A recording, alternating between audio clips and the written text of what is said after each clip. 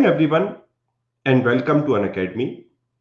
नमस्कार प्रिय साथियों, और आपका अनअकैडमी पर मैं स्वागत करता हूं। आज एक बड़ी अच्छी स्पेशल क्लास के साथ हम आपस में विचार करना चालू करेंगे। बहुत ही इंपॉर्टेंट टॉपिक। तो अगले 1-2 मिनट में हम आज के सत्र की शुरुआत करेंगे। Good morning, good morning, good morning Ekta, Praveen, कैसे आप सभी लोग? I am good, thanks for asking.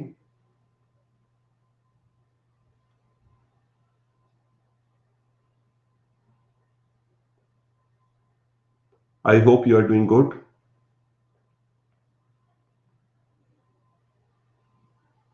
मैं भी बढ़िया हूं।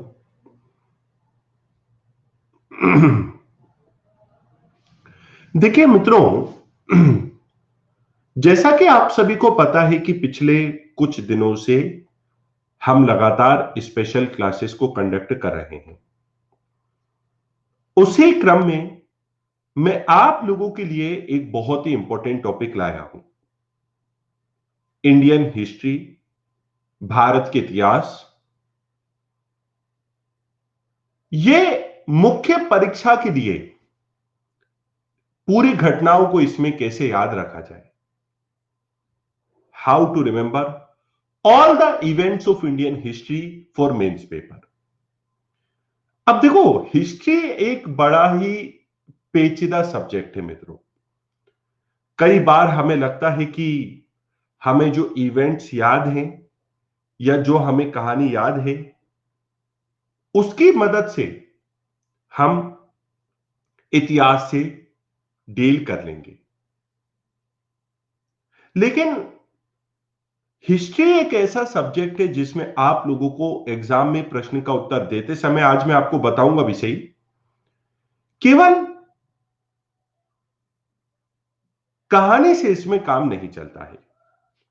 तो आज के लेक्चर में मैं आप लोगों को डिटेल में बात करूंगा। कुछ क्वेश्चंस भी मैं आपके सामने लाया हूं जो यूपीएससी में ऑलरेडी पूछे जा चुके हैं। तो हम लगभग 5 क्वेश्चंस को देखेंगे। और मैं आपको एक बात बता दूं कि यह बात कंफर्म है कि हिस्ट्री को पढ़ने का तरीका, स्ट्रेटेजी यही होगी मित्रों, जो मैं आपको बताऊंगा। लेकिन और देखो, मैं आपको 5-6 स्ट्रेटेजीज नहीं बताने वाला हूं। आपको मैं केवल इस एक ही स्ट्रेटेजी बताने वाला हूं जो पिछले 8 वर्षों के अनुभव से मैंने डेवलप की है। मैं आपको एक ही स्ट्रेटेजी बताऊंगा, लेकिन आप लोग ये मान के चलिएगा कि वो स्ट्रेटेजी ऐसा नहीं है कि लेक्चर की शुरुआत के 5 मिनटों में ही आपको मिल जाएगी और आप का आज का लेक्चर का काम खत्म हो जाएगा। उसमें समय लगेगा। उसमें लगभग हमें 50-60 मिनट की डिस्कशन लगेगी। लेकिन उस डिस्कशन को करने के बाद इतिहास के प्रति आपका परसेप्शन ना चेंज हो जाए तो फिर आप मुझसे बात करिएगा। अभी तक हिस्ट्री आप जिस भी तरीके से पढ़ते हो वो अलग बात रही होगी, लेकिन अब आपको यूपीएससी दृष्टिकोण से इतिहास कैसे पढ़ना है आज मैं यह बताऊंगा। एक स्ट्रेटेजी बताऊंगा और देखेंगे कि 5 क्वेश्चंस हम उस स्ट्रेटेजी से यूपीएससी के प्रीवियस ईयर्स के सॉल्व कर पा रहे हैं या नहीं। ये पूरे इतिहास में, वर्ल्ड हिस्ट्री में, एंशिएंट, मॉडर्न, मिडिवल, सबके लिए एप्लीकेबल स्ट्रेटेजी होगी। तो आज की जो डिस्कशन है मित्रों वो बड़ी इंटरेस्टिंग होने वाली है। इस स्लाइड से आप मेरे बारे में जान सकते हो। मैं पिछले 7-8 वर्षों से यूपीएससी के लिए भारत के इतिहास को पढ़ा रहा हूं। आप ही जैसे कई मित्र इंडियन हिस्ट्री के लिए यूट्यूब पे फॉलो भी कर रहे हैं।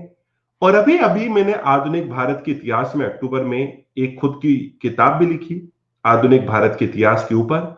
इसका नाम है उपनिवेशवाद से अभ्युदय तक, from British colonialism to the rise of modern India. तो मैं आशा करता हूं कि मेरे अनुभव से आपको बहुत फायदा मिलेगा। और कल सुबह भी 9 बजे एक स्पेशल क्लास है और परसों सुबह भी 9 बजे की स्पेशल क्लास है। आप इन स्पेशल क्लासेस से भी बिल्कुल जुड़ जाइएगा। मैं आपको अपने टेलीग्राम चैनल की लिंक शेयर कर दूं, उसके बाद हम आज के डिस्कशन को शुरू करेंगे।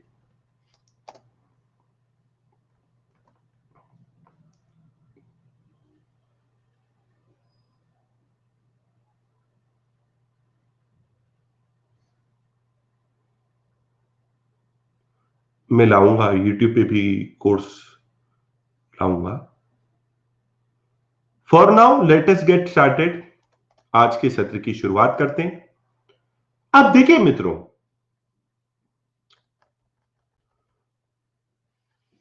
सबसे सिंपल स्ट्रेटेजी भारत के इतिहास के सभी महत्वपूर्ण इवेंट्स को पढ़ने के लिए मेरे हिसाब से यह होना चाहिए कि आप केवल बुलेट पॉइंट्स याद रखने का प्रयास करें। मेरी बात को आप बहुत अच्छे से समझिएगा। थोड़ी देर के लिए मैं चैट सेक्शन को ऑफ कर देता हूं, फिर मैं आपसे इंटरेक्ट भी करूंगा, संवाद भी करूंगा। तो आप लोगों को इंडियन हिस्ट्री की तैयारी करने की सबसे बेस्ट स्ट्रेटेजी यह होना चाहिए कि आप केवल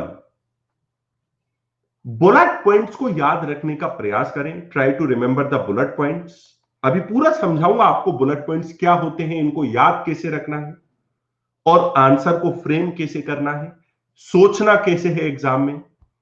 तो आप केवल बुलेट पॉइंट्स को याद रखने की कोशिश करें और इस बात में अपने ऊपर कॉन्फिडेंट रहें, अपने ऊपर आत्मविश्वास रखें कि बुलेट पॉइंट्स से रिलेटेड जो उनके अंदर का मटेरियल है वो तो आपको याद रह ही जाएगा।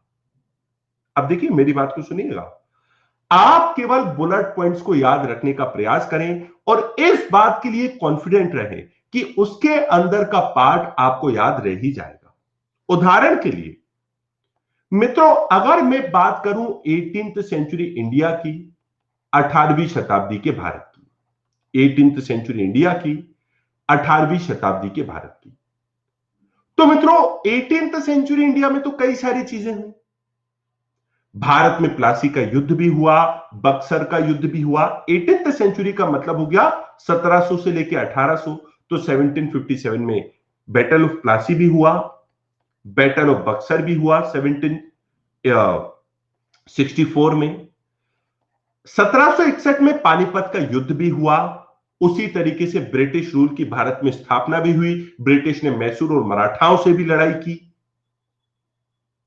18वीं शताब्दी की शुरुआत में मुगलों का पतन भी हुआ, मुगलों का डिक्लाइन भी हुआ और मुगलों की डिक्लाइन से कई सारी क्षेत्रीय शक्तियां, रीजनल पावर्स भी निकल के आई। तो 18th सेंचुरी इंडिया को मेंस के एग्जाम के लिए याद कैसे रखा जाए? अगर इतनी सारी घटनाएं हैं तो हमें कौन कौन सी मेन इंपोर्टेंट घटनाएं बुलेट पॉइंट्स के रूप में हमें याद होना चाहिए? सवाल ये उठता है। बुलेट पॉइंट्स, देखो हर कोई पॉइंट बुलेट पॉइंट नहीं होगा।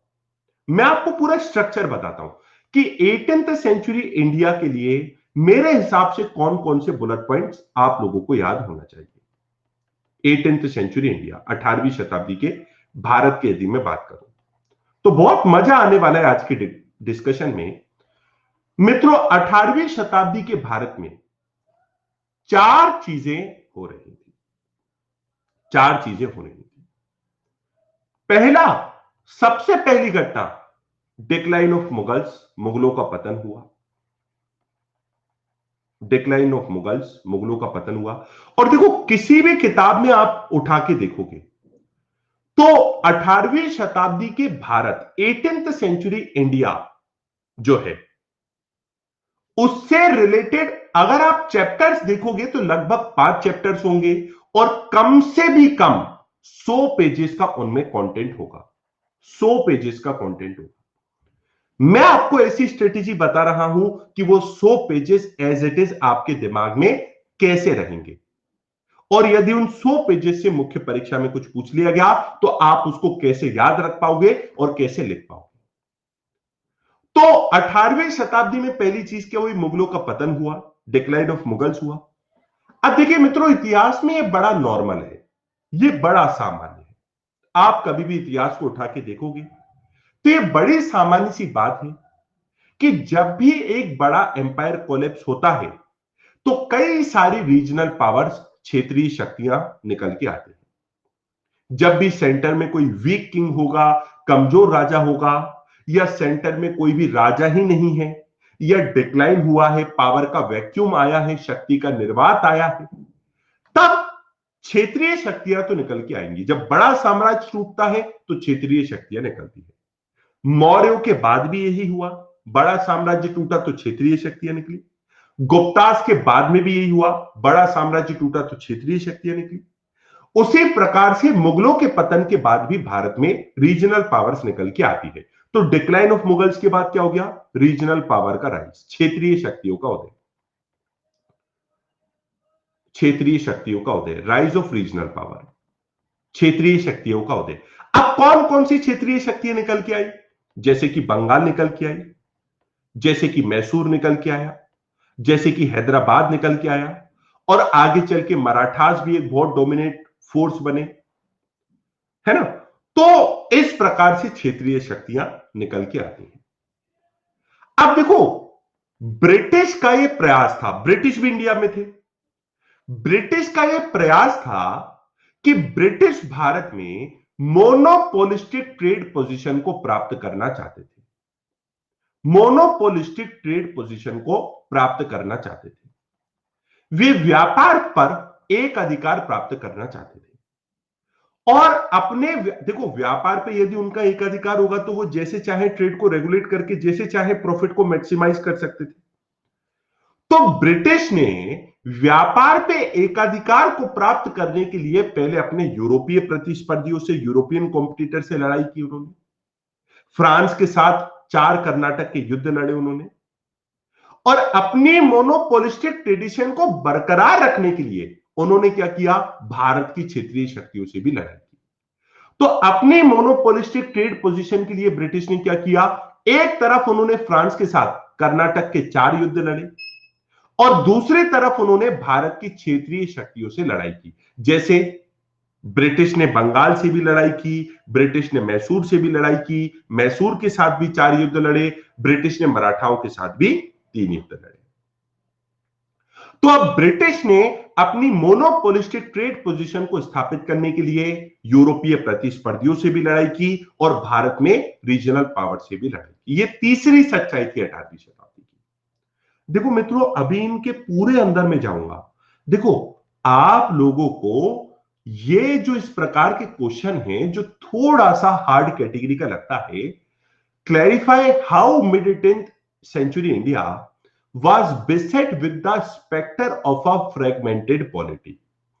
मिड 18th सेंचुरी का मतलब हो गया 1750s। तो किस तरीके से 1750 के दशक में भारत की राज व्यवस्था एक फ्रेगमेंटेड पॉलिटी को दर्शाती है, मतलब विखंडित राजतंत्र। विखंडित राजतंत्र का मतलब क्या हो गया? कि राजतंत्र मतलब इंडिया में जो मोनार्की थी वो उतनी ज्यादा स्ट्रांग नहीं थी 1750s तक।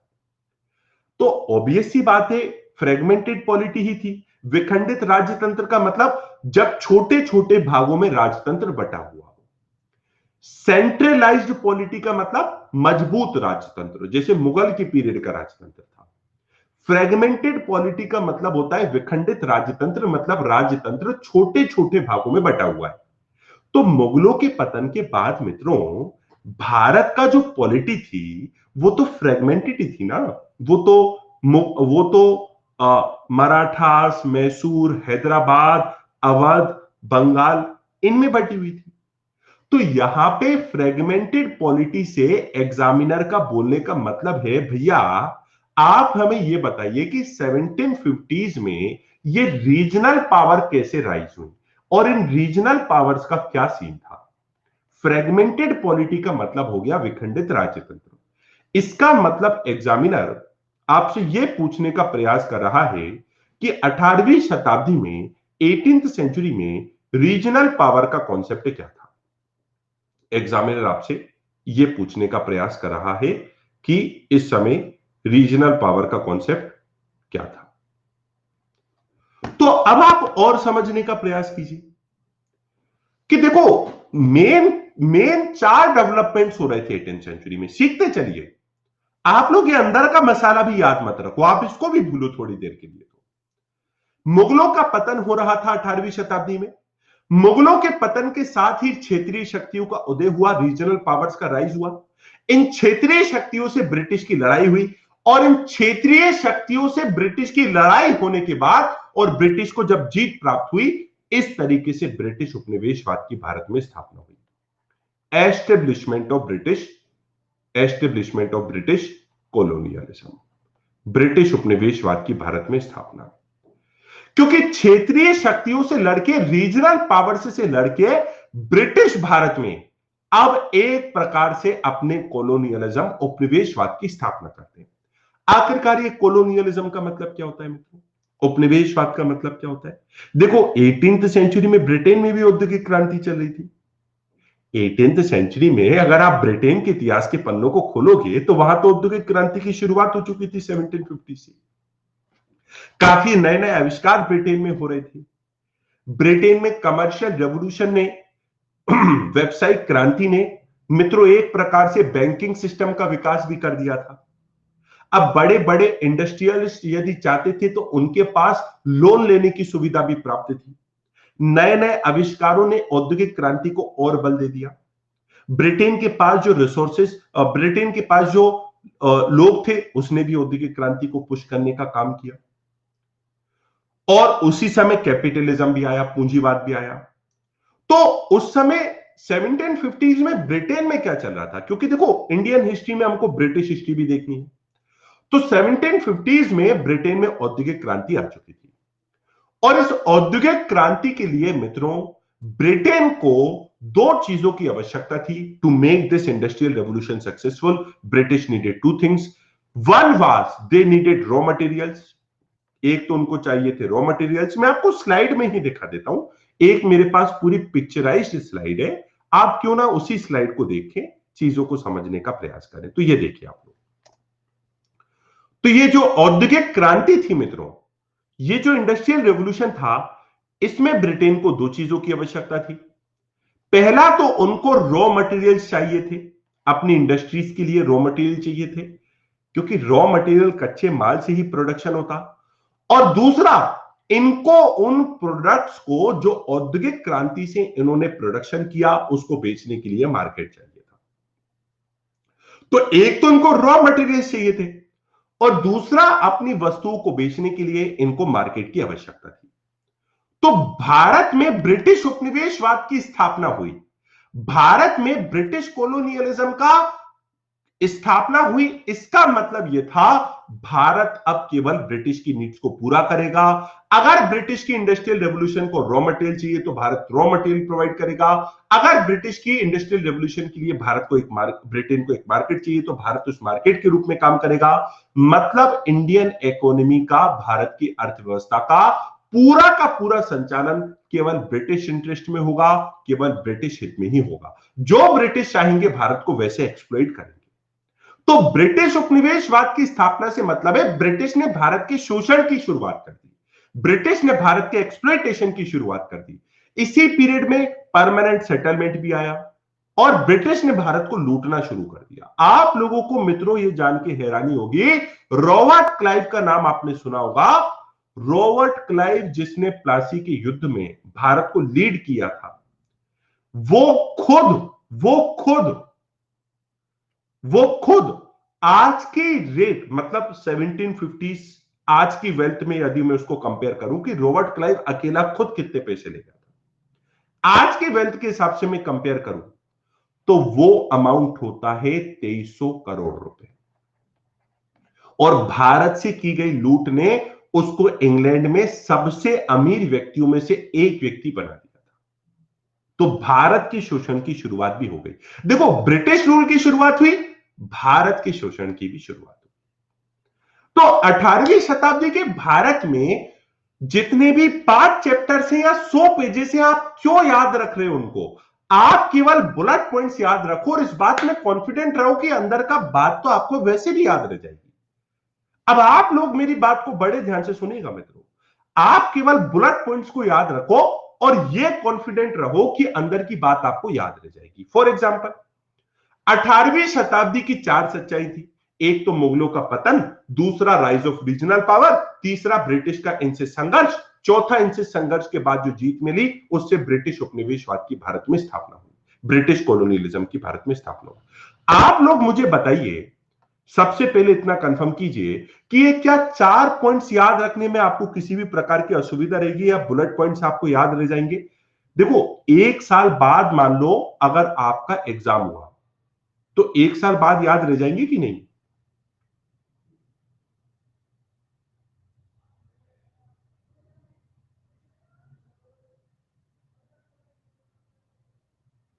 एक साल बाद याद रह जाएंगे कि नहीं? कॉन्फिडेंट हो?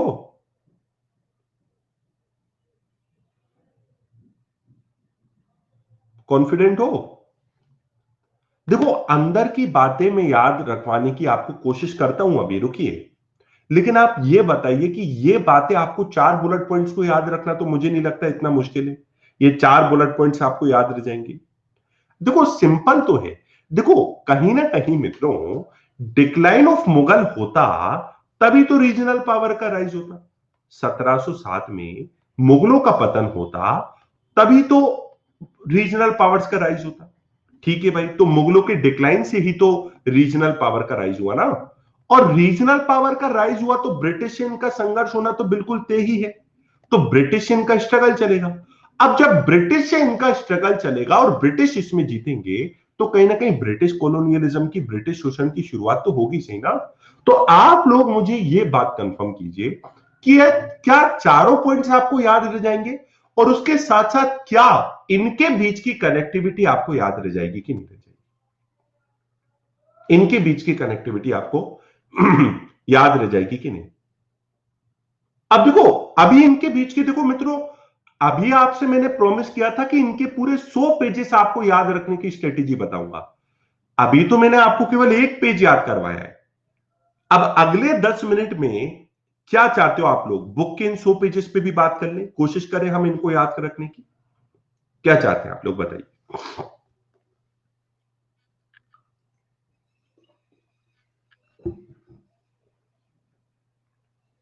तो एक पड़ाव हमने पार कर लिया है।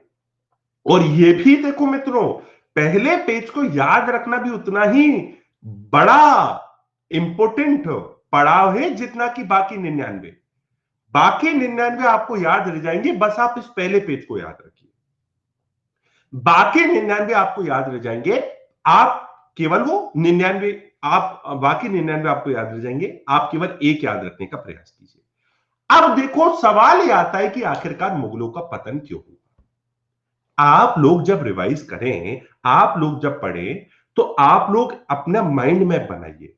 माइंड मैप कैसे बनाइए कि यार 18वीं शताब्दी में 4 सच्चाई थी। मुगलों का पतन, क्षेत्रीय शक्तियों का उदय, ब्रिटिश का इनसे संघर्ष होना, और इसी के साथ साथ ब्रिटिश उपनिवेशवाद की स्थापना। फिर आप सोचिए कि मुगलों के पतन के पीछे के कौन कौन से कारण थे। अब इसमें थोड़ा आपका मिडिवल हिस्ट्री की नॉलेज काम आएगी। कहीं ना कहीं औरंगजेब की राजपूत पॉलिसी और औरंगजेब की दक्कन की पॉलिसी कहीं ना कहीं मुगल पतन के कारण बनी। तो कहीं ना कहीं अकबर की राजपूत पॉलिसी, सॉरी, औरंगजेब की राजपूत पॉलिसी, और उसी के साथ साथ औरंगजेब की जो डेक्कन की पॉलिसी थी, उसने मुगलों के पतन का काम किया।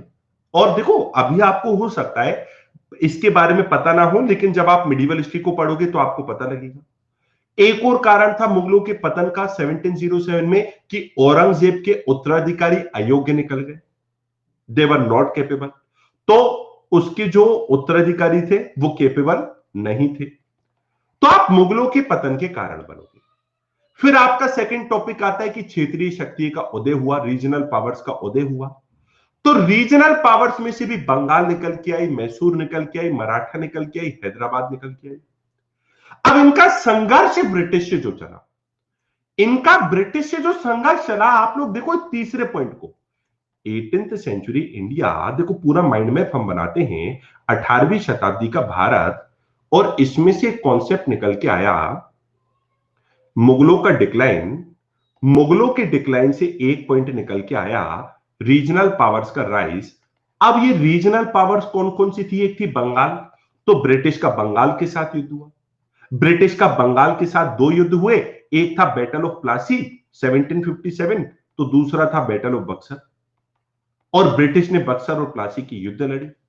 उसके बाद एक रीजनल पावर थी मैसूर, और मैसूर ब्रिटिश के लिए बहुत बड़ा खतरा थी, क्योंकि टीपू सुल्तान ने ब्रिटिश की ही तरह अपनी आर्मी की ट्रेनिंग चालू करवा दी थी, अपनी आर्मी की ट्रेनिंग चालू करवा दी थी, नेपोलियन के साथ पत्र व्यवहार करना शुरू कर दिया था, फ्रांस के साथ संबंध बनाना शुरू कर दिया था। फ्रांस जो पहले से ही ब्रिटिश का एक प्रतिस्पर्धी था, अगर मैसूर का टीपू सुल्तान फ्रांस से संबंध स्थापित करता तो ब्रिटिश के लिए खतरा बन सकता था, इसलिए मैसूर एक बहुत बड़ा खतरा था, तो मैसूर से युद्ध लड़े जाने थे और मराठा से भी युद्ध लड़े जाने थे।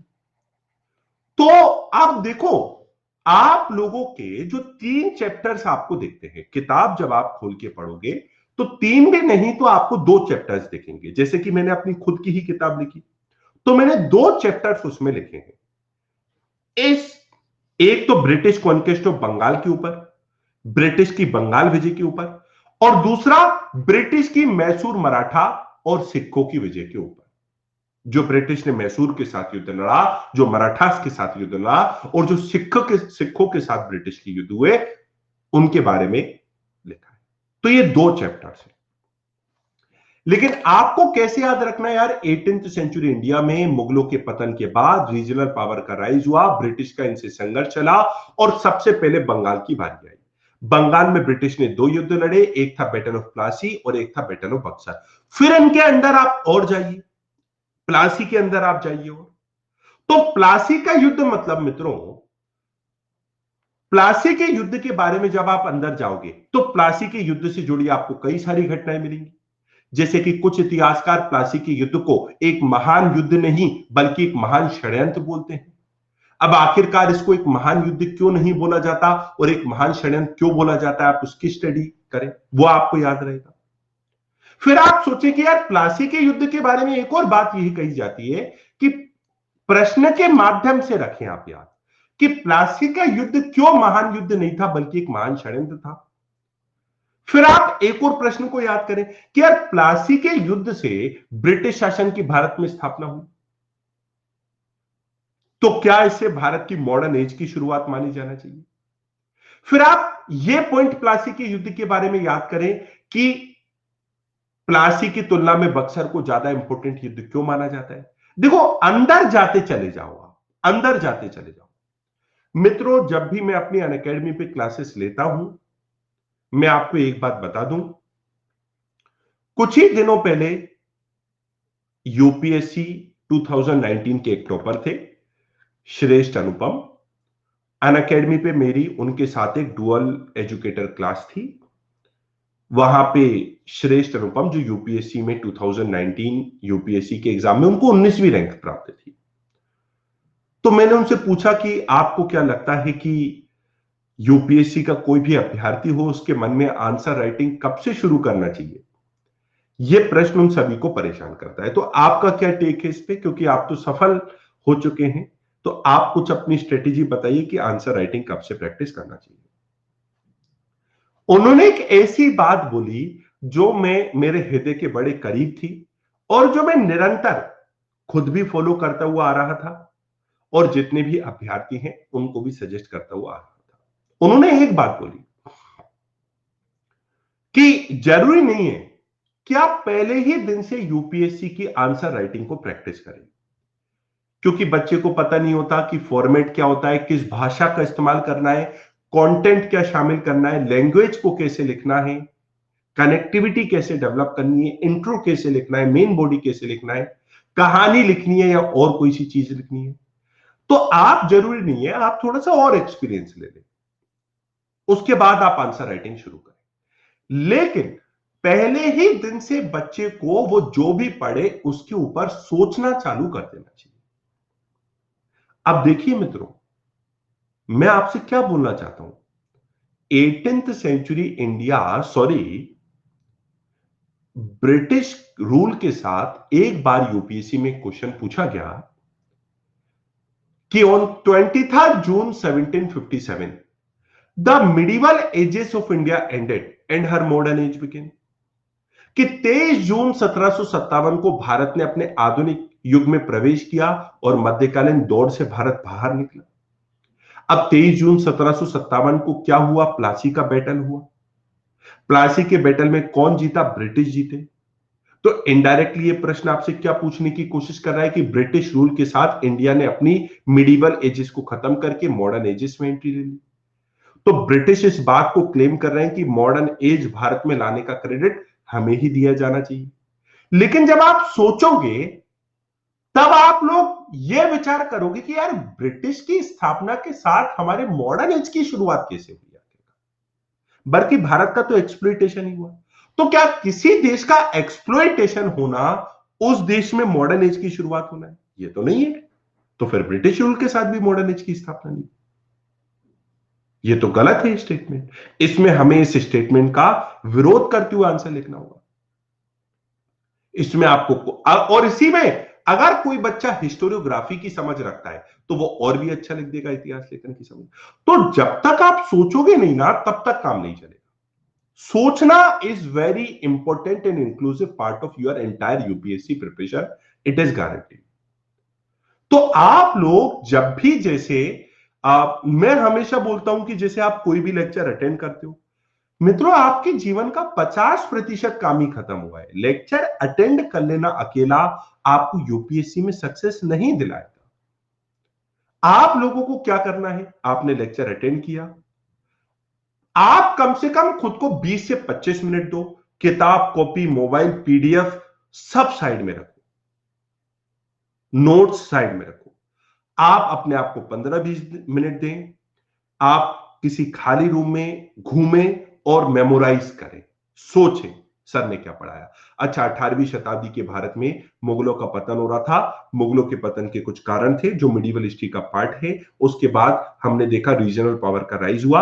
आगे चल के ब्रिटिश की रीजनल पावर से लड़ाई होगी। ब्रिटिश बंगाल से युद्ध लड़ेंगे, मैसूर से युद्ध लड़ेंगे, मराठाओं से युद्ध लड़ेंगे। उसके बाद ब्रिटिश उपनिवेशवाद की स्थापना होगी। एक एक करके अब इनके अंडर में हम जाएंगे। बंगाल की कैसी पॉलिटिकल स्थिति थी, मैसूर की कैसी पॉलिटिकल स्थिति थी, ब्रिटिश को आखिरकार बंगाल को जीतना क्यों आवश्यक था, प्लासी के युद्ध और बक्सर के युद्ध में क्या हुआ, किस तरीके से प्लासी को युद्ध को कुछ ब्रिटिश हिस्टोरियंस ने यह बोला है कि मॉडर्न एजेस की शुरुआत हुई, लेकिन यह कहना गलत हुआ क्योंकि भारत का तो शोषण चालू हुआ।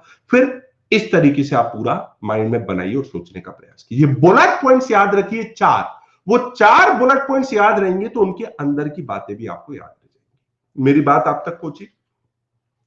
क्या लगता है ये मेंस के लिए एक अच्छी स्ट्रेटेजी है? इसका एक और एग्जांपल मैं आपको देता हूं। एक और एग्जांपल मैं आपको देता हूं।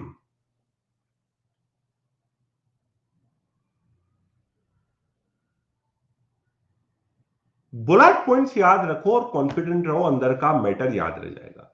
एक और एग्जांपल आपको दें, एक और एग्जांपल दें आपको। और वो एग्जांपल तो मित्रों पूरे इंडिया का नेशनल मूवमेंट का है। 1857 से लेके 1947 तक के पूरे पार्ट को कवर करना केवल आपको मैं 15 मिनट में कवर करा रहा हूं। 15 मिनट में। और मेरी ये गारंटी है उस चार्ट का कटाक्ष आपको कहीं मिल जाए तो वो चार्ट आप लोगों के 15 चैप्टर्स कवर कराएगा, मिनिमम किताबों के 15 चैप्टर्स। और वो आपकी सोच का निर्माण कर देगा मॉडर्न हिस्ट्री में। 15 मिनट में 15 चैप्टर का कंटेंट कैसा याद रखा जाए, इस दिशा में आगे बढ़े। आप लोग तैयार हैं? आप लोग तैयार हैं? चलिए काम करते हैं, बात करते हैं। बड़ी इंटरेस्टिंग बात होगी, शुरू करते हैं। अब देखो अच्छी तरीके से समझो मित्रों। अब मैं आपसे बात करने वाला हूं 1857 से 1947 तक के पूरे पार्ट को कवर करने की स्ट्रेटेजी और उसको याद रखने की स्ट्रेटेजी। पूरा याद रखने की स्ट्रेटेजी मैं आपसे बात करूंगा, कैसे याद रखा जाए। तो देखिए मित्रों, सबसे पहले आप लोगों को इस बारे में विचार करना होगा कि ये वाला जो पार्ट है वो नेशनलिज्म का पार्ट है। राष्ट्रवाद की शुरुआत यहां से हुई। तो मित्रों, इससे पहले के पार्ट में क्या था? उपनिवेशवाद था। ब्रिटिश भारत का शोषण कर रहे थे। ब्रिटिश ने भारत की हैंडीक्राफ्ट इंडस्ट्री को डिक्लाइन कर दिया। ब्रिटिश की पॉलिसी के चलते भारत के किसानों के जीवन में दरिद्रता आ गई। ब्रिटिश की पॉलिसी के चलते भारत में जो सिपाही थे वो भी नाराज थे। ब्रिटिश की पॉलिसी के चलते भारत में जितने भी दूसरे लोग थे वो भी नाराज थे। तो ब्रिटिश उपनिवेशवाद ने, ब्रिटिश कोलोनियलिज्म ने भारत के दिल को बहुत आघात पहुंचाया और ब्रिटिश की पॉलिसी का सब पे प्रभाव था। राजाओं से उनके राज्य छीने जा रहे थे। अरे भाई, लॉर्ड वेलेस्ली की जो सब्सिडरी अलायंस की सहायक संधि की नीति थी और जो डक्ट्रिन ऑफ लैप्स की पॉलिसी किसकी थी? लॉर्ड डलहौजी की थी। इसने राजाओं को भी नाराज किया। तो कहीं ना कहीं जो उपनिवेशवाद था वो, मैं मित्रों जब भी कॉलोनियलिज्म और नेशनलिज्म के बीच के रिलेशन को समझाना चाहता हूं तो मैं एक एग्जांपल देता हूं कि आप ये मान के चलिए, आप ऐसा मान के चलिए कि एक समुद्र है और ये समुद्र है भारत, इंडिया, और इस समुद्र में एक बहुत बड़ी व्हेल है, बहुत बड़ी मछली है। वो कौन है? ब्रिटिश है। ब्रिटिश मतलब कोलोनियलिज्म है, उपनिवेशवाद की मछली है। उपनिवेशवाद की मछली, उपनिवेशवाद का मतलब क्या है? भारत का शोषण करना। थोड़ी देर के लिए इजी भाषा में आपको समझाऊं तो भारत का शोषण करना। अब भारत में छोटी छोटी और भी कई मछलियां हैं। उपनिवेशवाद की मछली भारत के समुद्र में उन सभी छोटी छोटी मछलियों को डकारने का प्रयास करेगी, उनको खाने का प्रयास करेगी। उपनिवेशवाद की मछली भारत के सभी दूसरे लोगों के हितों की उपेक्षा करेगी, उनके इंटरेस्ट को नेग्लेक्ट करेगी, केवल अपने इंटरेस्ट में काम करेगी, भले भारत का शोषण हो। यह उपनिवेशवाद की मछली ने किया। एक दिन ये सभी मछली आपस में तैयार हो गई कि इस मछली को भारत से बाहर निकालना है। इनके मन में, सभी के मन में बेचैनी होने लगी, ऐसे काम कैसे चलेगा? ऐसे तो हमारा समुद्र ही खाली हो जाएगा, पूरा कोई बचेगा ही नहीं। अब जो इन सभी ने इस व्हेल को या उपनिवेशवाद की मछली को बाहर निकालने के लिए जो सोच का निर्माण हुआ, उसी को आप राष्ट्रवाद, उसी को आप नेशनलिज्म, जो मछली को समुद्र से निकालने का बाहर हुआ, उसी को काम, जो सोच हुई, उसी को आप राष्ट्रवाद बोलते हो। तो मित्रों, कहीं ना कहीं उपनिवेशवाद की प्रतिक्रिया में भी तो राष्ट्रवाद आया ना। प्लीज, आपको अगर यह बात थोड़ी और समझनी है तो मुझसे पूछ लेना, लेकिन आप लोगों से मैं एक और बार कंफर्म करना चाहूंगा, क्या भारत में ब्रिटिश के कॉलोनियलिज्म के रिएक्शन में नेशनलिज्म आया? क्या ब्रिटिश की शोषण की प्रतिक्रिया में भारत में राष्ट्रवाद आया? क्या ऑब्वियस ही बात है, आया। ब्रिटिश उपनिवेशवाद की प्रतिक्रिया में भी तो भारत में राष्ट्रवाद आया ना। अरे भाई, दादा भाई नेहरू जी, आरसी दत्त ने क्या कहा? ब्रिटिश भारत के एक्सप्लॉइटेशन को बंद करे, वो भी तो राष्ट्रवादी था ना। ब्रिटिश ने अपने इंटरेस्ट के लिए भारत के शोषण को बंद करना चाहिए, यह भी तो राष्ट्रवाद था ना, यह भी तो इकोनॉमिक नेशनलिज्म था। भारत में ब्रिटिश ने रेशियल डिस्क्रिमिनेशन को प्रैक्टिस किया। अब देखो, एक एग्जांपल आपको देता हूं। तो मित्रों, एक व्यक्ति थे जिनका नाम था सुरेंद्रनाथ बनर्जी। तो ये सुरेंद्रनाथ बनर्जी नाम के व्यक्ति बड़े इंटेलिजेंट थे। इन्होंने आईसीएस की परीक्षा को 2 बार क्लियर किया। तो लगभग 1860s के आसपास की घटना है कि आईसीएस की परीक्षा को क्लियर करने के बाद इनको डिप्टी मजिस्ट्रेट का पद प्राप्त हुआ और इनके डिप्टी मजिस्ट्रेट के पद प्राप्त करने के कुछ ही दिनों बाद ब्रिटिश ने इनको अपने पद से रिजाइन करने को बोला। आप इस पद से हटिए, चलिए, ये ब्रिटिश ने बोला। और सुरेंद्रनाथ बनर्जी से बोला कि आप इस पद के योग्य ही नहीं है। अब यह तो ऐसी बात हो गई कि आपने कभी ना कभी आईएएस की परीक्षा निकाल ली, प्रीलिम्स मेंस इंटरव्यू, 1 साल की सर्विस कर ली, उसके बाद आपसे कोई आके बोल दे कि आपने इस परीक्षा के योग्य ही नहीं हो, तो यह तो बात गलत हो जाएगी, यह तो बात चुभेगी। लेकिन ब्रिटिश रेशियल डिस्क्रिमिनेशन के चलते, नस्लीय भेदभाव की नीति के चलते ऐसा करते रहते थे। आप लोग साइमन कमीशन की बात कर लो। साइमन कमीशन का मित्रों विरोध क्यों हुआ? क्यों हुआ साइमन कमीशन का विरोध? और क्यों उसकी प्रतिक्रिया में हमने पूर्ण स्वराज्य का नारा दे दिया? उसकी प्रतिक्रिया में हमने सिविल डिसोबीडियंस मूवमेंट को लॉन्च किया। क्यों हुआ साइमन कमीशन का विरोध? क्योंकि साइमन कमीशन इंडिया के कॉन्स्टिट्यूशनल भविष्य, संवैधानिक भविष्य को तय करने के लिए आया था और भारत के संविधान का आगे का रास्ता क्या होगा यह तय करने के लिए आया था, लेकिन उसमें एक भी व्यक्ति भारतीय नहीं था। मतलब ब्रिटिश ने यह मैसेज दिया कि भारत के लोग अपने ही भविष्य को तय करने के लिए, एक प्रकार से भारत के लोग अपने ही भविष्य को तय करने के लिए ही योग्य नहीं है। तो यह तो रेशियल डिस्क्रिमिनेशन था। और देखो, ब्रिटिश जब सुरेंद्रनाथ बनर्जी, जो कि एक बुद्धिजीवी है, जिन्होंने पश्चिमी शिक्षा को ग्रहण किया है, वेस्टर्न एजुकेशन को ग्रहण किया है, आईसीएस की परीक्षा को क्लियर कराए, तो जब वो ब्रिटिश की रेशियल डिस्क्रिमिनेशन की पॉलिसी से ग्रस्त हैं, तो आम भारतीय जो अपने अधिकारों के बारे में नहीं जानता, एक अशिक्षित व्यक्ति, ब्रिटिश तो उसके साथ भी रेशियल डिस्क्रिमिनेशन प्रैक्टिस करते होंगे। अब सभी के साथ ब्रिटिश की एक कॉमन पॉलिसी थी, इंटेलिजेंटों के साथ भी, गरीबों के साथ भी, अमीरों के साथ भी, सबके साथ ब्रिटिश नस्ली भेदभाव कर रहे थे, रेशियल डिस्क्रिमिनेशन कर रहे थे। तो जब सभी एक ही थाली के चट्टे और बट्टे थे, तो उनके मन में एक भावना नहीं आएगी कि हम सभी एक हैं, हमारी सभी की समस्याएं एक हैं, और एकता की भावना ही तो राष्ट्रवाद है। तो ब्रिटिश की नीतियों की प्रतिक्रिया में भी तो भारत में राष्ट्रवाद आया ना, ब्रिटिश की पॉलिसी के रिएक्शन में भी तो भारत में नेशनलिज्म आया ना। मेरे बोलने का मतलब यह है, तो ब्रिटिश की कौन कौन सी पॉलिसी की रिएक्शन में भारत में राष्ट्रवाद आया? ब्रिटिश की रेशियल डिस्क्रिमिनेशन की पॉलिसी की रिएक्शन में भारत में राष्ट्रवाद आया, ब्रिटिश की इकोनॉमिक एक्सप्लॉयटेशन की नीति की प्रतिक्रिया में भारत में राष्ट्रवाद आया। तो देखो, 1857 से 1947 तक का जो एरा है, 1857 से 1947 तक का जो पीरियड है, उसको आप लोग राष्ट्रवाद के नाम से जानते हैं, नेशनलिज्म के नाम से जानते हैं। अब स्ट्रेटेजी को समझिए। देखिए मित्रों, अब मैं आपको थोड़ा सा फेजेस पढ़ाता हूं, इंडियन नेशनल मूवमेंट के चरण पढ़ाता हूं। तो सबसे पहले मैं बात करना चाहूंगा 1857 रिवोल्ट की, 1857 की क्रांति की।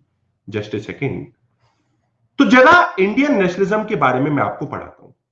तो सबसे पहले हम बात करेंगे 1857 की क्रांति की, 1857 रिवोल्ट की। उसके बाद आप लोग बात करेंगे सोशल रिलीजियस रिफॉर्म्स की। देखते चलिए आप लोग, बड़ा मजा आएगा। सोशल रिलीजियस रिफॉर्म्स, सामाजिक और धार्मिक सुधार। उसके बाद 1885 में कांग्रेस की स्थापना हुई, कांग्रेस का एस्टेब्लिशमेंट हुआ। उसके बाद 1915 में महात्मा गांधी की भारत में एंट्री हुई, महात्मा गांधी की भारत में एंट्री हुई।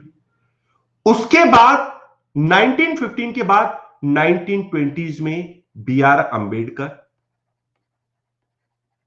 पेरियार नायकर और श्री नारायण गुरु जैसे नेता है। देखते चलिए, श्री नारायण गुरु जैसे नेता है। और 1920s में इसके साथ एक और काम हुआ, समाजवाद की विचारधारा है, सोशलिज्म की आइडियोलॉजी है। अब ये 1920s में क्यों समाजवाद की विचारधारा आ गई? क्योंकि क्रांतिकारी नेता भगत सिंह आए। क्यों 1920s में समाजवाद की विचारधारा आ गई? क्योंकि 1917 में रशियन रेवोल्यूशन हुआ। पूरा बैकग्राउंड आपको मैं समझाऊंगा, लेकिन इस चार्ट को समझिए। और मित्रों, 1857 की क्रांति से पहले भी भारत में ऐसा नहीं है, 1857 की क्रांति से पहले भी भारत में पीजेंट और ट्राइबल आंदोलन हुए, पीजेंट और ट्राइबल आंदोलन हुए। अब देखिए मेरी बात को समझिए। तो पीजेंट और ट्राइबल आंदोलन को मैं थोड़ी लेट कवर करूंगा। 1857 की क्रांति एक राष्ट्रीय क्रांति थी या केवल एक सिपाही विद्रोह था, यह एक विवाद का मुद्दा रहा है। तो 1857 की क्रांति से राष्ट्रीय चरण की शुरुआत मानी जाए या नहीं, यह इतिहास लेखन का मुद्दा है। क्योंकि कुछ इतिहासकार इसको सिपाही विद्रोह बोलते हैं, कुछ इतिहासकार उसको मुस्लिम षड्यंत्र बोलते हैं, कुछ इतिहासकार इसको श्वेत और अश्वेतों का युद्ध बोलते हैं, व्हाइट्स और नॉन व्हाइट्स का युद्ध बोलते हैं। कुछ इतिहासकार 1857 की क्रांति को बोलने का प्रयास करते हैं कि फर्स्ट वॉर ऑफ इंडिपेंडेंस था। तो क्या 1857 की क्रांति में राष्ट्रीय सोच का निर्माण हो चुका था? यह एक विवाद का मुद्दा है। अब आप आगे बढ़िए।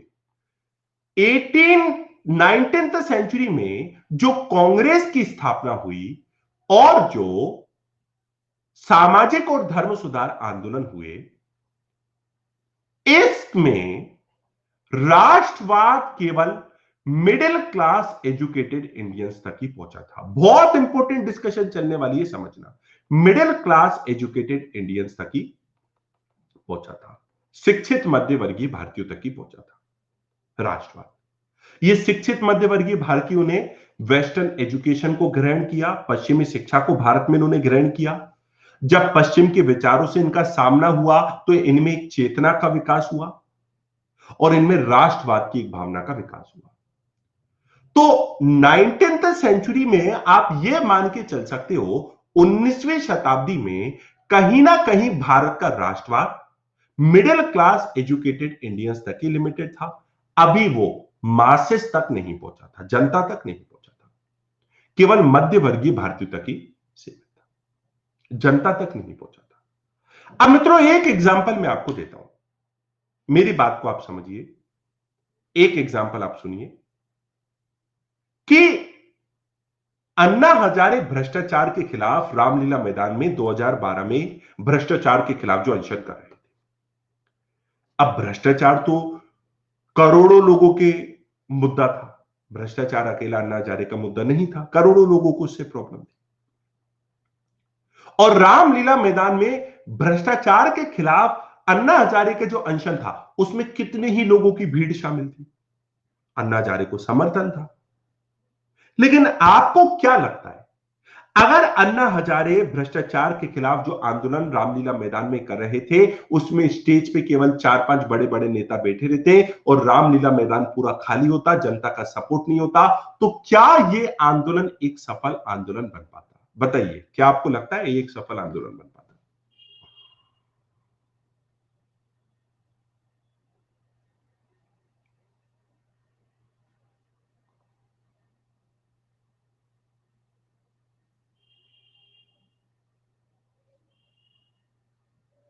नहीं बन पाता। तो क्या मैं बोल सकता हूं किसी भी मूवमेंट की सक्सेस इन दो बातों में शामिल होती है? किसी भी मूवमेंट की सक्सेस दो चीजों में होती है कि लीडरशिप के साथ साथ मास पार्टिसिपेशन भी हो, जनता का पार्टिसिपेशन भी हो। क्या मैं ऐसा बोल सकता हूं कि नहीं? सही है कि नहीं कि किसी भी आंदोलन की सफलता इस बात में निहित होती है कि नेतृत्व के साथ साथ उसमें क्या हो, मासेस का पार्टिसिपेशन भी हो। अब आप मुझे बताइए, क्या भारतीय राष्ट्रीय कांग्रेस शुरुआती वर्षों में जो केवल मिडिल क्लास एजुकेटेड इंडियंस तक ही उसकी सोच शामिल थी, क्या वो सफलता की प्राप्ति कर सकती थी जब तक मासेस का पार्टिसिपेशन नहीं था? क्योंकि हम देख रहे हैं 1915 तक तो कांग्रेस में मासेस का पार्टिसिपेशन था ही नहीं। हालांकि कुछ हद तक स्वदेशी और बॉयकॉट आंदोलन में जनता ने पार्टिसिपेट किया, लेकिन जनता का पार्टिसिपेशन केवल अर्बन मासेस तक ही लिमिटेड था, शहरी लोगों तक ही लिमिटेड था। अभी जनता की भागीदारी एकदम गांव तक नहीं पहुंची थी। तो आप लोग ये समझने का प्रयास कीजिए, 1857 की क्रांति राष्ट्रीय क्रांति थी या नहीं, विवाद का मुद्दा है। और 19वीं शताब्दी के दूसरे पार्ट में कांग्रेस की स्थापना तक कहीं ना कहीं भारत का राष्ट्रवाद मिडिल क्लास एजुकेटेड इंडियंस तक ही लिमिटेड रहा, शिक्षित मध्यवर्गीय भारतीयों तक ही लिमिटेड रहा। अब गांधी जी आते हैं और गांधी जी कांग्रेस के सोशल बेस को बढ़ा के किसानों तक पहुंचा देते। एक बार यूपीएससी में क्वेश्चन पूछा गया प्रीलिम्स की परीक्षा में 2017 में कि चंपारण सत्याग्रह ने 1917 में चंपारण सत्याग्रह ने इनमें से क्या किया? 1917 के चंपारण सत्याग्रह ने इनमें से क्या किया? उसका सही उत्तर था joining of peasant unrest with the national movement. किसानों के मन की जो अशांति थी वो राष्ट्रीय आंदोलन से जुड़ गई। प्लीज रुकिएगा, किसानों के मन की अशांति राष्ट्रीय आंदोलन से जुड़ गई। किसानों के मन की अशांति तो 1857 की क्रांति से पहले भी थी, क्योंकि कई सारे किसान और जनजातीय आंदोलन हुए। तो एक बार यूपीएससी में पूछ भी लिया गया था कि 1857 की क्रांति तो उसके पहले होने वाले किसान और जनजातीय आंदोलनों का एक पीक पॉइंट थी। तो कहीं ना कहीं 1857 का रिवोल्ट तो पीजेंट और ट्राइबल विद्रोह का ही पीक पॉइंट था। लेकिन कांग्रेस जो शुरुआती वर्ष थे, कांग्रेस उसमें मिडिल क्लास एजुकेटेड इंडियंस तक ही लिमिटेड रही, वो पीजेंट को शामिल नहीं कर पाई। महात्मा गांधी की एंट्री के साथ वो जो था पीजेंट अनरेस्ट जो था वो नेशनल मूवमेंट से जुड़ गया और इस तरीके से राष्ट्रीय आंदोलन का सोशल बेस बढ़ा और महात्मा गांधी के एंट्री के साथ कांग्रेस को लीडरशिप भी मिली और मासेस का पार्टिसिपेशन भी मिला। तो गांधी जी का मेन कंट्रीब्यूशन ये था, ज्वाइनिंग ऑफ पीसेंट अनरेस्ट। मतलब आप लोग देखो, शुरुआत के वर्षों में इतना ज्यादा कांग्रेस का सोशल बेस कमजोर था कि वो लोग मतलब पीजेंट के मुद्दे को ही चैनलाइज नहीं कर पाए। आप लोग देखो कि 1857 की क्रांति के पहले और बाद में भी ब्रिटिश की पॉलिसी का सबसे ज्यादा नेगेटिव इंपैक्ट किस पे था?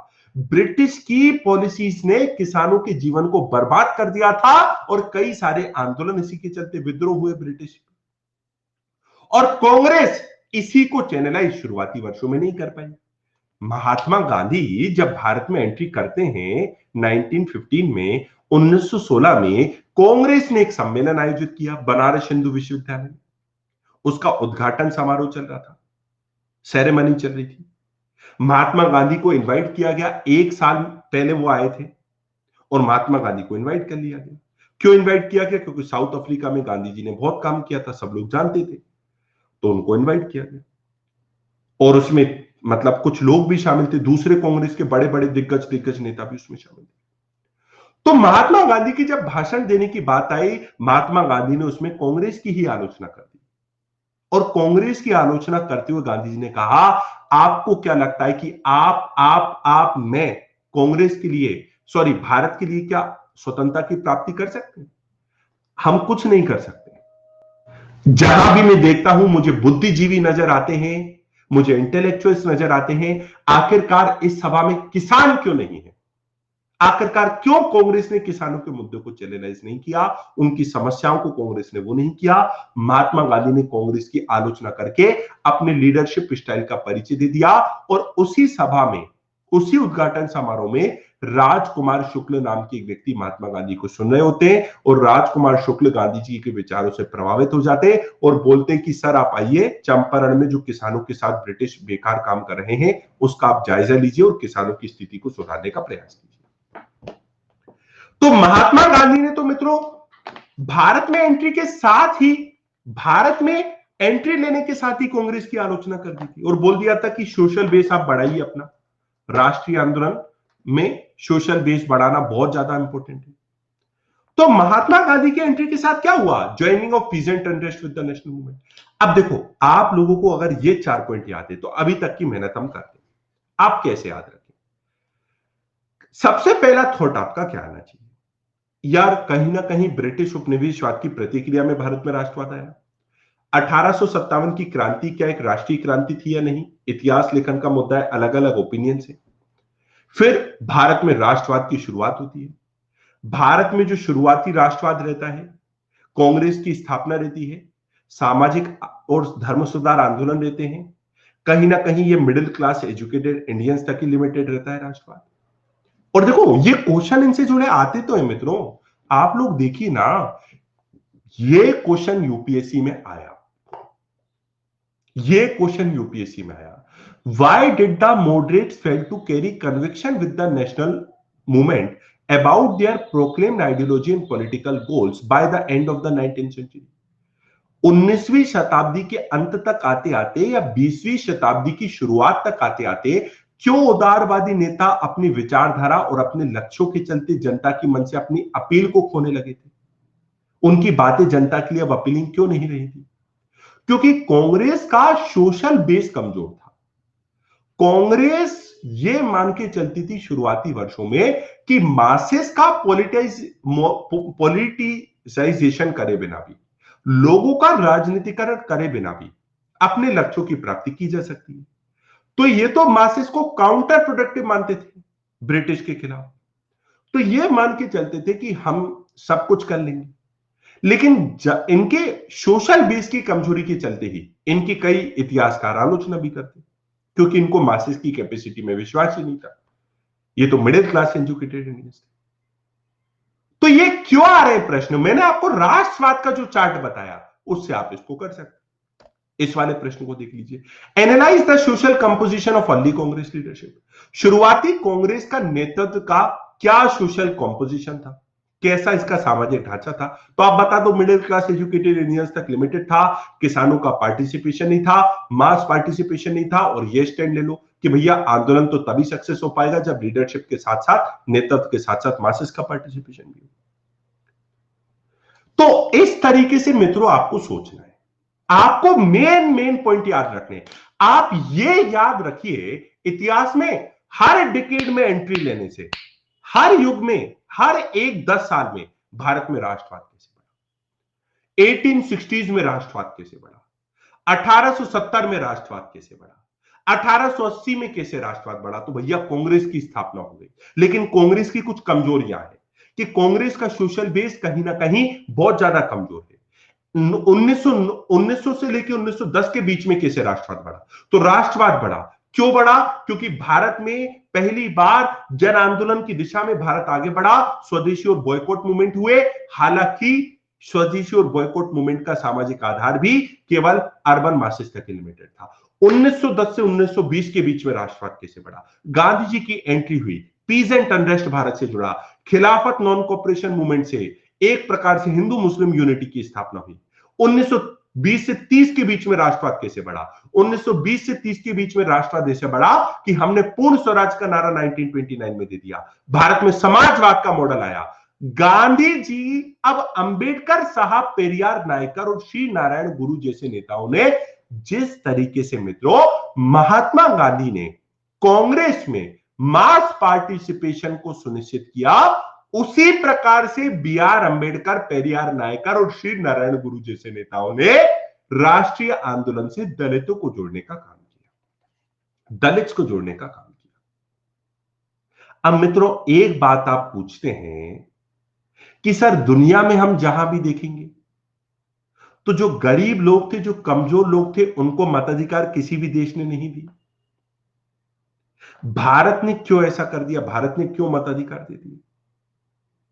अरे भाई, अमेरिका में जब पहले चुनाव हुए जॉर्ज वाशिंगटन में, तो ब्लैक्स को वोटिंग राइट्स नहीं थे, गरीबों को वोटिंग राइट्स नहीं थे, और भारत में दलित्स को वोटिंग राइट मिले। ये तो एक अच्छी बात है, गरीबों को भी वोटिंग राइट मिले। हम तो बोल दिया सबको वोटिंग राइट है, जो एक एज को, उसका क्लास कोई भी हो, वो किसी भी क्लास से आता हो, उसका कलर कोई भी हो, और उसका इंटेलेक्चुअल लेवल कोई भी हो, या उसका इकोनॉमिक स्टेटस कोई भी हो, या उसका रिलीजन कोई भी हो, सबको वोटिंग राइट है। अमेरिका में क्यों ब्लैक्स को वोटिंग राइट नहीं मिली? क्योंकि अमेरिका में कोई ऐसा नेता निकल के नहीं आया अमेरिकी क्रांति के दौरान जो नेशनल मूवमेंट में ब्लैक्स को भी नेशनल मूवमेंट से जोड़ने का काम करता है। ऐसा कोई नेता ही निकल के नहीं आया। भारत में तो समय समय पे ऐसे नेता आते रहे। Social reform, social religious reforms के अंतर्गत हमने महिलाओं के उद्धार की बात करी, महात्मा गांधी ने किसानों को जोड़ने का काम किया, बी आर अंबेडकर, पेरियार नायकर, श्री नारायण गुरु जैसे नेताओं ने दलित को जोड़ने का काम किया। इस तरीके से भारत का राष्ट्रवाद एक इंक्लूसिव नेशनलिज्म बना। इंक्लूसिव नेशनलिज्म का मतलब समावेशी राष्ट्रवाद बना, सभी लोग उसमें शामिल हो गए। तो जब सभी लोग शामिल हुए राष्ट्रवाद में, सभी लोग नेशनल मूवमेंट में शामिल हुए, तो आजादी के बाद सबको वोटिंग राइट्स मिलना तो बड़ा ऑब्वियस था। अमेरिका में ऐसा नहीं हो पाया। तो देखो आप लोग राष्ट्रवाद की प्रगति कैसे हुई। जो मिडिल क्लास एजुकेटेड इंडियंस तक लिमिटेड था, अब धीरे धीरे करके हम सभी वर्गों को शामिल कर रहे हैं। इस तरीके से आपको याद रखना है। समझ में आया? और देखो इसके ऊपर भी क्वेश्चन पूछा गया है, आप लोग देखिए। Highlight the importance of new objectives that got added to the vision of Indian independence since the 20s of the last century. कौन कौन से ऐसे नए ऑब्जेक्टिव्स थे और ऐसा विजन था जो 20वीं शताब्दी के दूसरे दशक में, मतलब 1920s में भारत के लोगों के अंदर जुड़ गया? तो कौन सा नया ऑब्जेक्टिव था? एक तो पूर्ण स्वराज्य का ऑब्जेक्टिव था, और उसके साथ साथ कौन सा नया विजन था? सोशलिज्म का विजन था, समाजवाद का विजन था। तो इस तरीके से आपको सोचना है। तो मित्रों, मैं आशा करता हूं कि आज की पूरी डिस्कशन आपके लिए बड़ी फ्रूटफुल हुई होगी और आपने काफी एंजॉय किया होगा और आप लोगों को बड़ा मजा आया होगा। तो क्या लगता है आज की डिस्कशन फ्रूटफुल रही? मित्रों देखिए, मैं एक बात आपको बता दूं, मैं इतिहास आपको केवल रटवाने के दृष्टिकोण से नहीं पढ़ाता हूं, जो यूपीएससी का कहीं फॉर्मेट ही नहीं है। आप लोग तैयारी करते रहिए, तैयारी ही करते रह जाएंगे अगर आप सोच के चलेंगे कि इतिहास एक रटने वाला समय है। Just a second.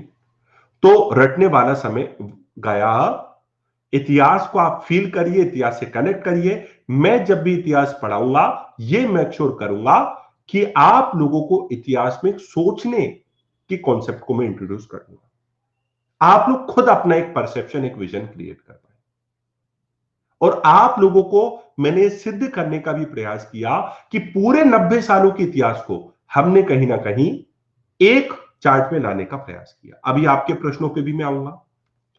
आप लोग यदि मित्रों इसी प्रकार से मेरे साथ जुड़ना चाहते हैं तो मेरे कोर्सेज आ रहे हैं मित्रों। 16 नवंबर से मात्र 4 से 5 दिन बाद एंशिएंट हिस्ट्री पे मेरा कॉम्प्रिहेंसिव कोर्स आ रहा है।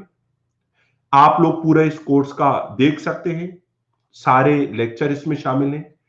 मेरा प्रयास रहेगा कि आपको इस तरीके से पढ़ाया जाए कि यूपीएससी में पूरे पार्ट में आप बड़ा कंफर्टेबल महसूस करें।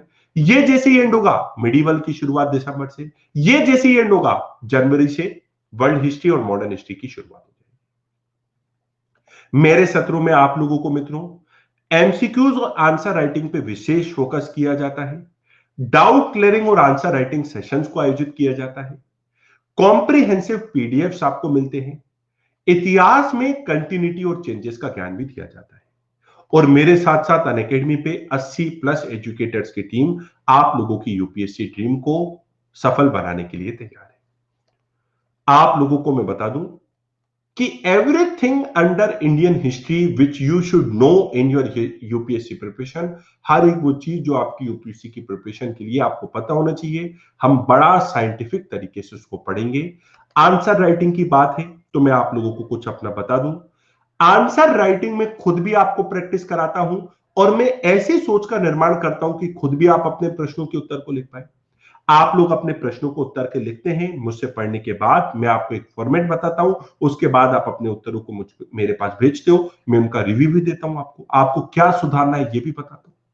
पूरा रिव्यू दिया जाता है, कैसे कैसे आपको क्या करना है ना। तो हम एक सॉलिड प्रिपरेशन करते हैं और मेरे साथ साथ आपको मृणाल सर, सुदर्शन सर और बाकी सभी टॉप एजुकेटर्स का भी कंटेंट मिलता है। ओके, मोदित सर भी आप लोगों को लेक्चर्स पढ़ाते हैं। तो अगर आप लोग मित्रों पढ़ना चाहते हैं, जुड़ना चाहते हैं अनअकैडमी पे मेरे साथ और दूसरे एजुकेटर्स के साथ, तो आप अनअकैडमी को सब्सक्राइब कर सकते हैं। ये जो कोड है अनुज यूपीएससी, ये आपको एक 10% का डिस्काउंट भी दिलाएगा। तो please use this referral code if you want to subscribe Unacademy plus. अगर आप अनअकैडमी को सब्सक्राइब करना चाहते हैं तो इस रेफरल कोड का प्रयोग आप कर सकते हैं। ओके, अभी क्लास खत्म नहीं हुई है, मैं 2 मिनट आपसे और बात करूंगा।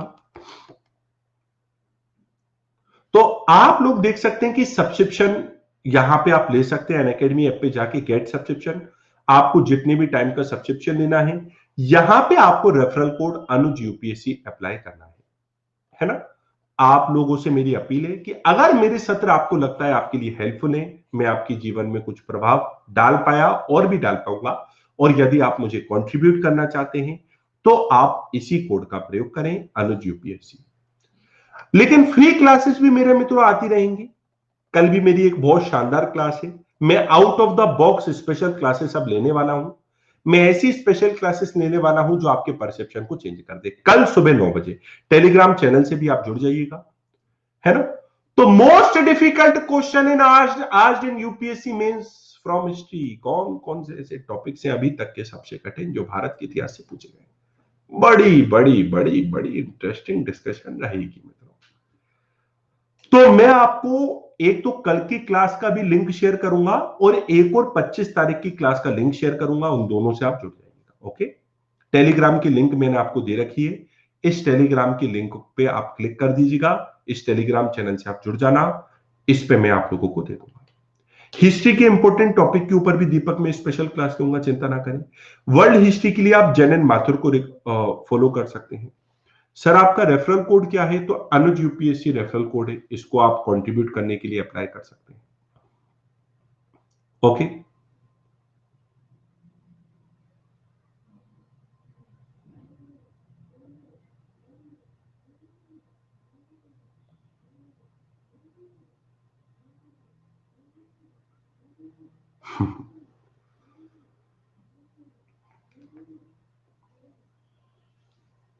हाँ, वो भी कर सकते हो। So with this my dear friends we come to and.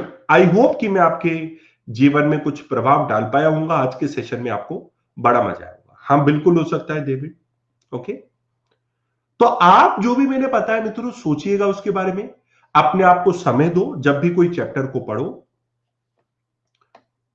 जब भी आप लोग कोई चैप्टर को पढ़ो,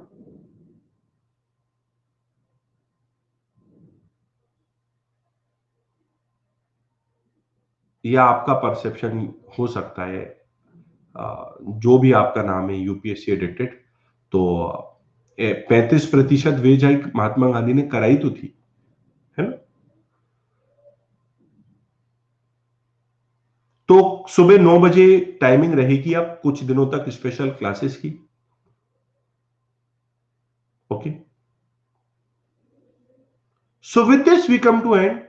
और आप लोग को मैं बता चुका हूं रेफरल कोड। अगले सत्र में फिर मिलेंगे। कोई भी चैप्टर पढ़ो तब इसी तरीके से अपने थॉट प्रोसेस का विकास करना, फॉलो जरूर करना मित्रों। अगले सत्र में फिर मिलेंगे। बहुत बहुत धन्यवाद। जय हिंद, जय भारत। धन्यवाद।